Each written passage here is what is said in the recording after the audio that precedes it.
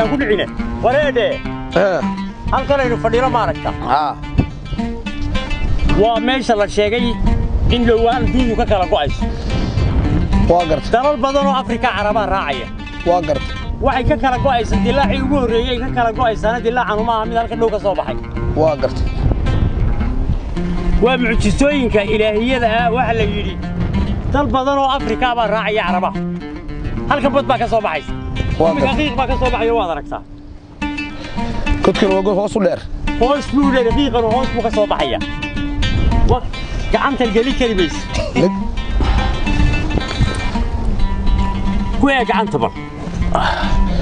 وكلش marka imika adigu Carabi baad raacday ma Carabi joogay imika anigu Carabi u gooda adna Afrika uu soo go'ay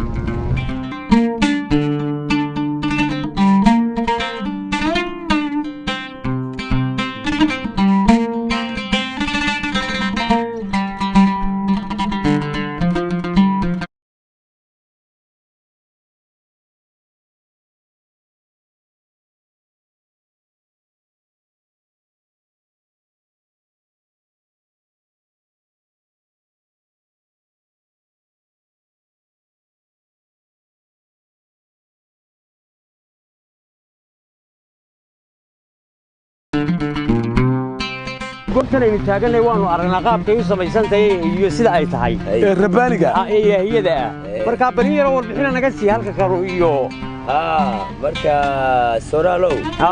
meeshani waxa la hortaa Dindiya la hortaa Dindiya Djibouti waxaan leeyahay Dindiya waay ogta Yurubta dadka Yurubta waxay yiraahdaan waa canyon marka waa meel iska dabiici oo iska qurux badan weeye magara oo waliba waxay isku eegayeen meel Great Canyon اللي هذا كنت على United States أمريكا وين مغلقانا مالا ماشي أريزونا اللي هذا هي كنت على وين مغلق أنا واكو مقرن مثل لباد وحوي ريفت فالي جواد مغش دوحة الريفت فالي دوحة الريفت فالي جي لنا إيه أفريقيا قبل كي أفريقيا حاجة قبلها ما حاجة قبلها بيا the starting point بالي هذا of the Rift of Africa. dadka waa looga sheekeeyaa laakiin may arag laakiin la sii maanta waxaanu yeelanayno aragnay marka muhiimada xoog maartay u leedahay scientific dadkana geological waxay waartay ma fahma siday kontinooyaasha maartay maxaa la ilaaha Europe, Africa iyo Asia siday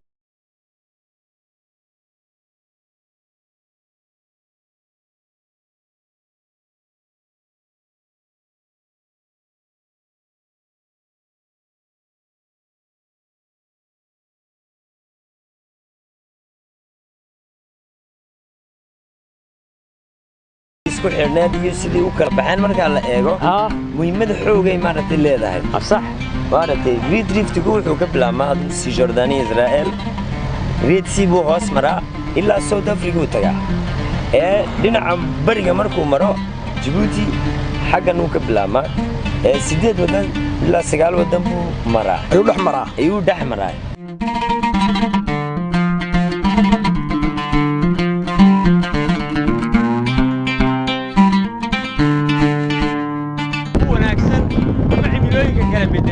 halkan aynu taaganahayna waanu aragnaa quruxdeeda iyo sida ay tahay